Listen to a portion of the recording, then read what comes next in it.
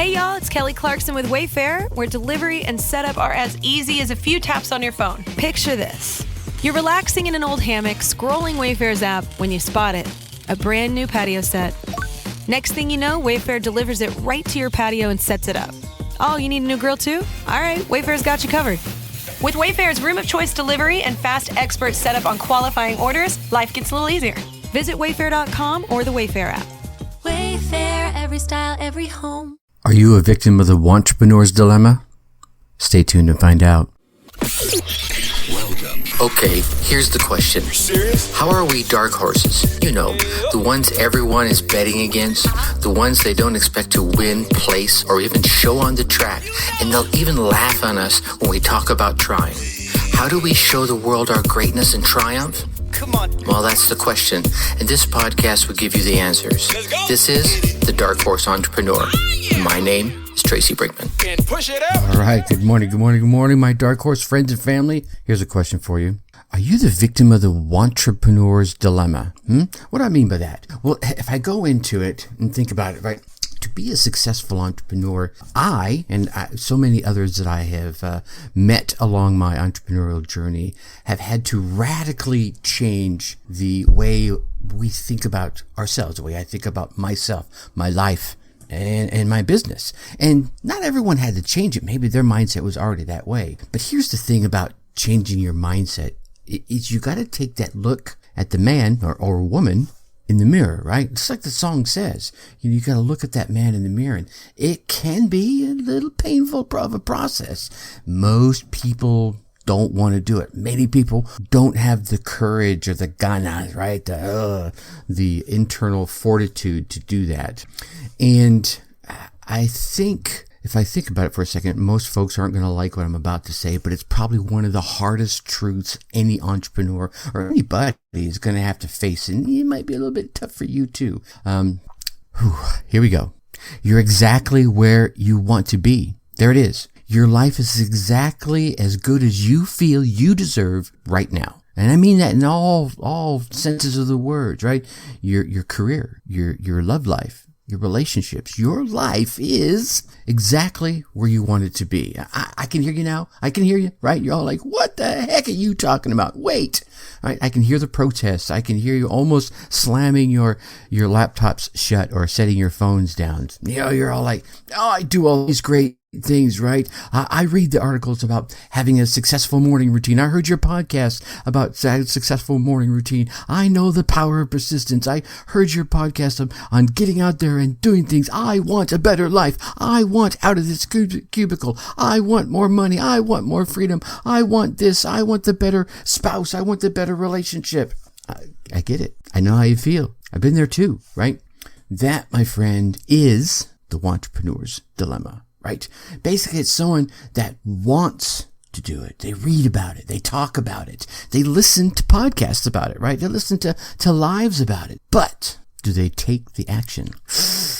No, they don't. They don't take the action. They don't take the real action. They may take that first step. Oh, I went out there and I bought the website. Oh, and I maybe put something up there. Oh, I recorded that first podcast. But here's the thing. That's not enough. Right? You've got to feel deep down inside you that fire inside you that you deserve the things you want, right? If you want more money, want more freedom, you want a better spouse, you want a big business, you have to feel that you damn well deserve it. Because if you don't know deep in your soul, all right, that you deserve it, this internal mechanism, let's call it a thermostat, right? Just like you have in your home, it's going to kick in and it's going to push you right back into your comfort zone, right? Now, let's pause for a moment. How does a thermostat work? If you think about it, right? That little device that's sitting in your home, whether you have the old round dial style or you've got the kind that's a more digital, you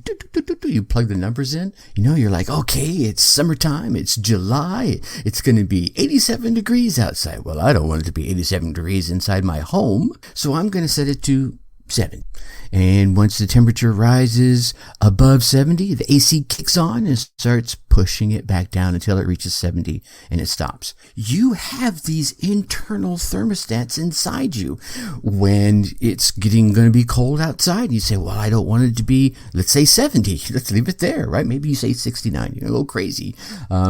When it falls below 69, the heater kicks in, right? And your internal heater is that, oh my gosh, I have to go do something. I got to get up. I got to kick myself in the butt, right? When something happens, maybe you lose a job or there's a promotional opportunity or something starts to fall back.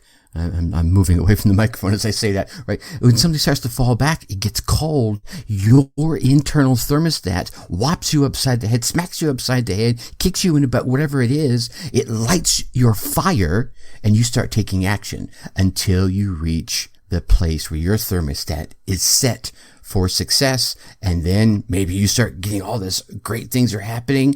And then you reach that top of your thermostat. And you start doing things to pull you back down. So what you need to do is really reset your thermostat for success. And really the only way to change your thermostat or that comfort zone is to change the settings, right? You got to change that 70 up higher, right? So it gets hotter. And you got to change that 70 down lower. So when it gets colder, maybe you don't want to change that one, right? Maybe you want to lift that one up too. But the only way to do that is to get into your limiting beliefs, right?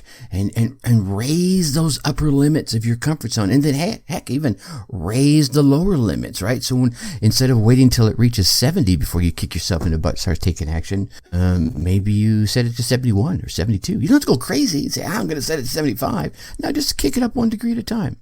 And these limiting beliefs can be something so, I know, they seem innocuous where you're like, well, that's not a bad thing. If I think back, my father was a 23-year veteran of the United States Army. And one of the things that sticks out with me is my dad would get up at dark 30 in the morning. He was, to the civilians in the world, a chef, but he ran the mess hall for all the bases that we were stationed at. And he would get up at dark 30 in the morning, and I mean dark 30, 2:30, 3 in the morning, and go to work. And then we wouldn't see him probably till shortly after dinner time, but maybe right before dinner time. And, you know, so that had me growing up. My dad was successful in his career, very successful, retired 23 years, like I mentioned. And then, you know, went out and was offered different roles and didn't follow a culinary career after the military. He went into warehousing, was a warehouse manager, and again applied the same work hard mentality and was successful there as well. So I came away from that with the mentality that working hard meant working long hours, right? Which is not a bad thought to have. You know, you get out there, you work out, you work hard, you bust your buns, but there's a ceiling on that, right? There's only so many hours you can work physically and mentally, right? You've got to sleep. You got to eat. You got to be social at some point. And especially if you want to be successful in a whole well-rounded life. So you've got to just pick away at those beliefs like that. You've got to really pick away on, hey, you just flip and destroy them. When you start, I started way back in the 90s picking away at that because I went into my career right out of the military. I joined the military. Right after I got out of the military, I started a little company and was throwing all the crazy hours into it. Unfortunately, that led me to doing illegal methods of stimulation to maintain those hours, and that destroyed that business. And after I got myself cleaned up and started my corporate career, I reapplied that same limiting belief that working hours meant being successful, which had its impact on my family. And after I lost my 18-month-old daughter, I started reevaluating, God, you know, how connected can I be to my family if I'm at work from, 5 in the morning to 4 and 5 in the afternoon, working 60 plus hours a week. And so I started exploring, and I found this limiting belief of, working long hours equals success. And it had done me well, but it had done me well to the detriment of other areas of my life. My health had deteriorated. I was a little chubbier than I needed to be. Disconnected from my then spouse and my oldest daughter. So I started destroying that limiting belief and changing it, to working smarter in my hours meant success, right? And then let's take these limiting beliefs beyond the one example I'm giving here. Maybe you're thinking things like, you got to be a butthead to be successful, right? How many of us have have had or entertained that thought that rich people are selfish, right? Or rich people are evil, or rich people are the enemy. And we've all said that. Or here's one: a steady paycheck is, right, good, secure. Does that mean security to you? Hey, every 2 weeks, man, that goes right into my bank. I feel secure. I feel happy, right? And so if you have that, that's a limiting belief that you're fighting inside with your Wantrepreneur dilemma, right? You're like, well, a steady paycheck is security. Well, a steady paycheck in entrepreneurship isn't always there. So you need to, go through your limit. You got to raise your awareness of your limiting beliefs, because that's the first step to start chipping away at them, so that you can raise that upper level of your limiting beliefs and raise that upper level of your comfort zone, of your thermostat that says, I can get further than that, and then, hey, even raise the lower level so that when things start happening, you start taking action sooner and faster, right? Whew, hold on. I need to get a drink here. My dry mouth is going on. So, go through and think about some of the things that you take for granted, some of those thoughts, some of those prerequisites, it's presuppositions, as Anthony Robbins called, and then ask yourself, well, is it true? Right? I mean, it's simple. If you say something like, rich people are, insert adjective here, and then follow that with, is that really true? Because it's not. Usually, right? You're like, well, rich people aren't all selfish. I've known quite a few of them, and they're not. They're very giving of their time and of their resources, which time is a resource, I get that, but of their knowledge, right? Of their education. They're always willing to help out. That's not always true. So you need to ask yourself, is it always true? Then ask yourself why you believe it. What happened in your life, in your journey to this point right now, that has you believing that limiting belief? And if you can't discover any of the good reasons, and you can just continue to think it's true, then just take the challenge and to replace it, right? If you're like, well, I don't know why I think that, and I kind of think it's true. Well, then, what? Go ahead and say, well, it's a limiting belief. I'm just going to go ahead and replace something that's going to be more empowering. You don't have to go into all the woo-woo stuff. It's helpful, right?